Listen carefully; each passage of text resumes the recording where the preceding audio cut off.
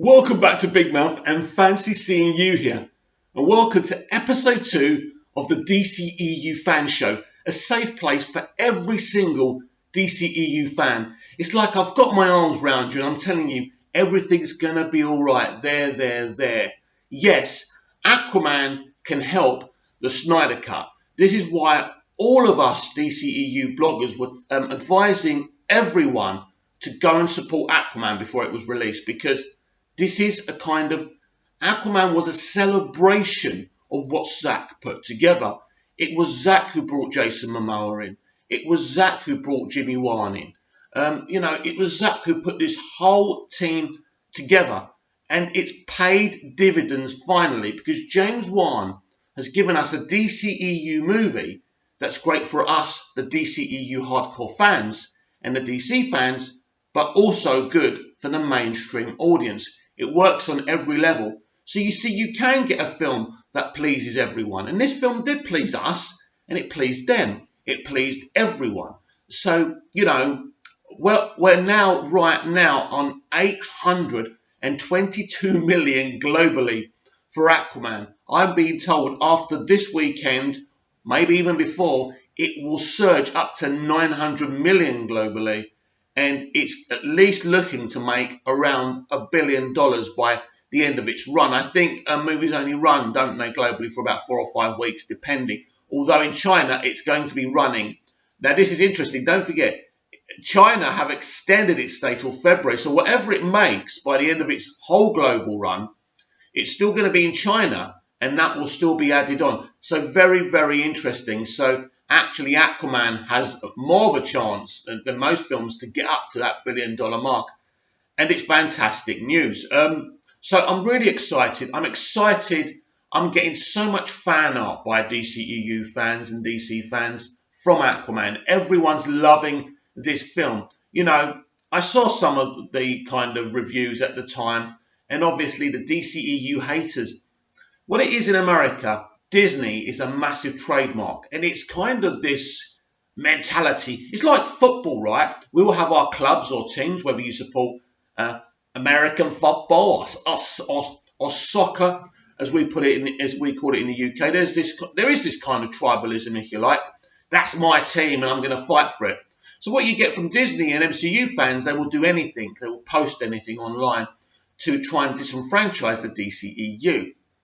Part of the reasons the DCEU is hated by some, mainly Disney and Marvel fans, but they've tried to put that poison to the mainstream audience, is because what the DCEU did was opposite to what Marvel were doing, and that was frowned upon within the fan community. But what happened was, all of a sudden, the DCEU fandom spawned. This was supposed to be a franchise that Disney and the MCU fans destroyed really quickly, but us, the DCEU fandom, rose up out of nowhere. I remember watching Batman v Superman and being so excited by it, getting home and reading the internet and going on Twitter and seeing the absolute deluge and hate for this film.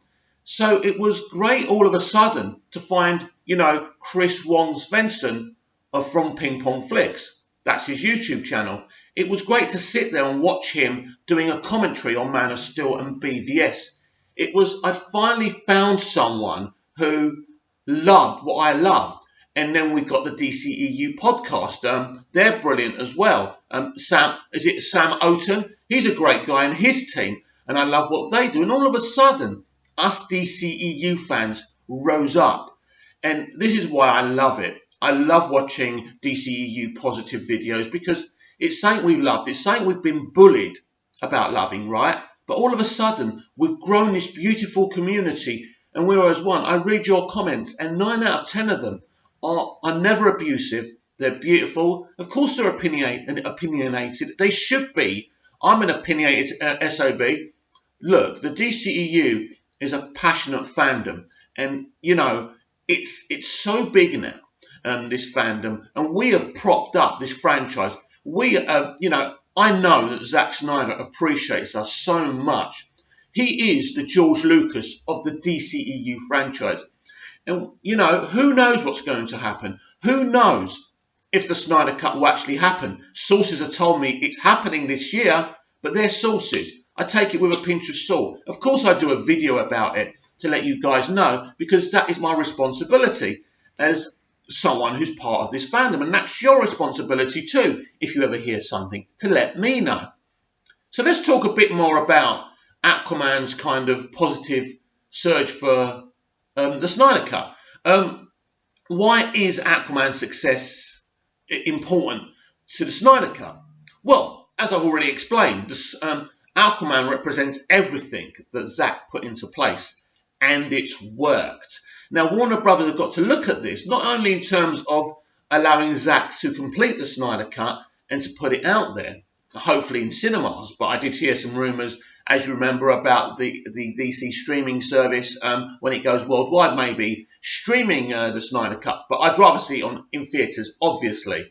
But it's not just about that. It's about maybe a situation where Zack gets his job back, or maybe at least gets to make his own project of DC films, if you like something a bit smaller tier, something that is dark and suits his film-making Aquaman. Now, I'd be quite happy with that. I'd love him to be kind of in some kind of authority at the DCEU, but look, Water is running the show now, and that isn't going to change. So, you know, we are in a situation now where it's positive. It's positive for the DCEU, it's positive for Zack, it's positive for Aquaman, it's positive for these films. And with what I'm hearing from test screening audiences that I've sat there and watched test screenings with for Shazam, it's looking like Shazam could be another billion-plus global movie. We are heading in the right direction. And I tell you what, we are, as DCEU fans, in a very, very exciting time.